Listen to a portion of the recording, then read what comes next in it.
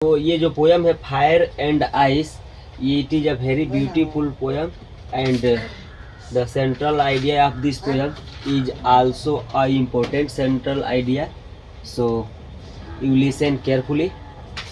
देखिए इस पोयम का जो सेंट्रल आइडिया बहुत ही छोटा है, पोयम भी बहुत ही छोटा है और ये सेंट्रल आइडिया लगभग हर साल पूछ भी लेता है और सेंट्रल आइडिया लिखना बहुत ही आसान है। मैंने इसके पहले की जो पोयम है डस्ट ऑफ स्नो, उसका भी सेंट्रल आइडिया मैंने लिखा है बिल्कुल इजी वे में। एक ही तरीके से अगर हम लोग सेंट्रल आइडिया लिखेंगे तो आसानी से सीख लेंगे। देखिए सेंट्रल आइडिया लिखने का जो ढंग होता है वो ये है कि हम लिखेंगे द पोयम और उसका नाम फायर एंड आइस, ये कविता है। हम लोग लिखेंगे कि the poem fire and ice is a very short poem.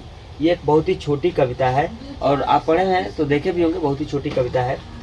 It is a very beautiful poem, और ये छोटी कविता है लेकिन उतनी अच्छी भी है। ये एक बहुत ही सुंदर कविता है।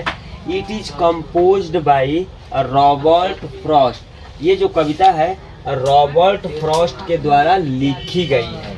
आगे है कि द पोएट यानी जो रॉबर्ट फ्रॉस्ट है has tried to explain the differences between the fire and ice. यानी कि जो पोएट है हैज ट्राइड टू एक्सप्लेन, उन्होंने वर्णन करने का कोशिश किया है the differences between the fire and ice, बर्फ और आग के बीच का जो अंतर है उसको इन्होंने बताने का, उसका वर्णन करने का इस पोयम में इन्होंने कविता प्रयास किया है।